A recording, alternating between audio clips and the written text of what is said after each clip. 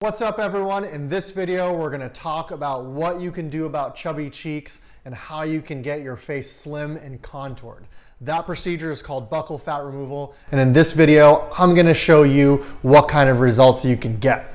So first of all, what is buccal fat removal? Buccal fat removal is a procedure in which we make an incision from inside of your mouth to remove a remnant vestigial fat that all of us are born with, the fat that gives you chubby baby cheeks and gives all babies big round cheeks, and that fat is called buccal fat. Now, where is that fat located and what's the anatomy like? Buccal fat is broken up into 4 primary lobes, and when we're doing surgery, we're addressing 3 of those.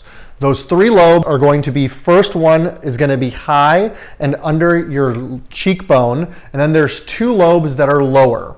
While we're going to remove all of them for the vast majority of patients, understanding that anatomy is going to help give us precision in getting our results. Oftentimes people are looking to improve their lower face more than their upper face, and other times people want more contour in their cheekbones. The way it all comes out when you see it in a surgery is it all comes out at once. But a surgeon who understands which lobe is coming from where can give you precise, excellent results.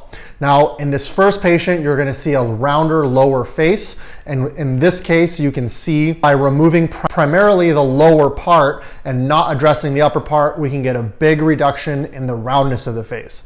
In this next patient, even though there's lower face fat, the primary target was the area underneath the cheekbones so that you can get a more contoured look to show where the cheekbones are. Last but not least, this procedure can be used on patients who are older. In older patients, though we don't see as much volume, sometimes we still have rounder faces, particularly in the lower face. While the majority of this is from a separate fat called the jowls and descent of that, we can still perform specialized techniques to help address that. In the end of the day, the procedure that I use is actually leaving some of the most inferior fat and tethering it with a stitch superiorly so that we can suspend the jowls. This doesn't always work, nor is the fat always connected to the jowls, but in some circumstances we can get a near facelift result by utilizing this technique.